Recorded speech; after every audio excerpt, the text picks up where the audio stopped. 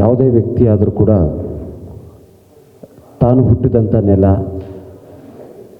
ತಾನು ತುಳಿದಂಥ ಮಣ್ಣು, ತಾನು ಇರ್ತಕ್ಕಂಥ ಜಾಗ, ತಾನು ಕುಡಿಯುವಂಥ ನೀರು, ಇದ್ರ ಮೇಲೆ ತುಂಬ ಅಭಿಮಾನ ಇರುತ್ತೆ. ಹಾಗೆ ನನಗೂ ಕೂಡ ನನ್ನ ರಾಜ್ಯ, ನನ್ನ ಜನ, ನನ್ನ ಸಂಸ್ಕೃತಿ, ನನ್ನ ಪರಂಪರೆ, ನನ್ನ ಇತಿಹಾಸ, ನನ್ನ ಕನ್ನಡ ಅನ್ನುವಂಥ ಶಬ್ದದ ಮೇಲೆ ತುಂಬ ಅಭಿಮಾನ ಇದೆ.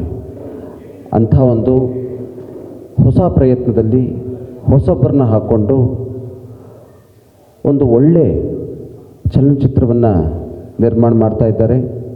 ನಮ್ಮೆಲ್ಲರಿಗೂ ಒಂದೇ ಆಸೆ, ನಮ್ಮ ಕನ್ನಡ ಚಿತ್ರರಂಗ ತುಂಬ ಯಶಸ್ವಿಯಾಗಿ ಬೆಳಿಬೇಕು. ಇವತ್ತು ಸಾಮಾನ್ಯವಾಗಿ ಎಲ್ಲ ಚಿತ್ರರಂಗಗಳನ್ನು ನೋಡ್ತಾ ಇದ್ದೀವಿ, ಬೇರೆ ಬೇರೆ ಭಾಷೆಯನ್ನು ನೋಡ್ತಾ ಇದ್ದೀವಿ, ಬೇರೆ ಬೇರೆ ಭಾಷೆಗಳ ಚಿತ್ರವನ್ನು ರೀಮೇಕ್ ಮಾಡ್ತಾ ಇದ್ದೀವಿ.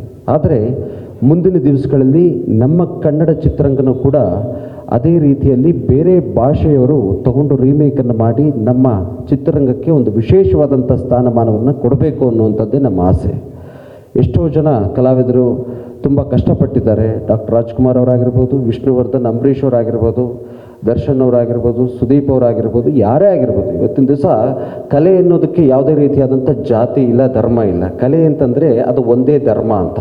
ಆ ಧರ್ಮಕ್ಕೆ ಇರತಕ್ಕಂಥದ್ದು ಒಂದೇ ಹೆಸರು ಕಲಾವಿದರು ಅಂತ. ಅಂಥ ಒಂದು ಕಲಾವಿದರನ್ನ ನಾವೆಲ್ಲರೂ ಸೇರಿ ಪ್ರೋತ್ಸಾಹವನ್ನು ಮಾಡಬೇಕು.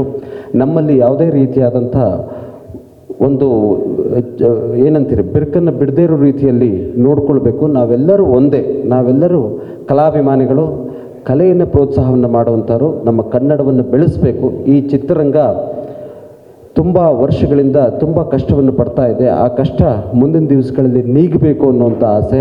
ಇಂಥ ಹೊಸಬ್ರ ಪ್ರಯತ್ನ ತುಂಬ ಚೆನ್ನಾಗಾಗಿದೆ. ಚಲನಚಿತ್ರನೂ ಕೂಡ ಮುಂದಿನ ದಿವಸಗಳಲ್ಲಿ ತುಂಬ ಚೆನ್ನಾಗಿ ಬರುತ್ತೆ. ತಾವೆಲ್ಲರೂ ಕೂಡ ಕನ್ನಡಿಗರು ಅದನ್ನು ಪ್ರೋತ್ಸಾಹಿಸಿ ಬೆಳೆಸಬೇಕು ಅನ್ನುವಂಥ ಆಸೆ ನಮ್ಮದು. ಹಾಗಾಗಿ ಈ ಚಿತ್ರರಂಗಕ್ಕೆ ಎಲ್ಲ ಒಳ್ಳೆಯದಾಗಲಿ, ಭಗವಂತನ ಆಶೀರ್ವಾದ ಇರಲಿ ಅಂತ ನಾನು ಗುರುಗಳಲ್ಲಿ ಪ್ರಾರ್ಥನೆ ಮಾಡ್ತಾ, ಎಲ್ಲರಿಗೂ ಒಳ್ಳೆಯದಾಗಲಿ. ಲೋಕ ಸಮಸ್ತ ಸುಖಿನೋ ಭವಂತು, ಸರ್ವೇ ಜನ ಸುಖಿನೋ ಭವಂತು. ಜೈ ಗುರುದೇವ.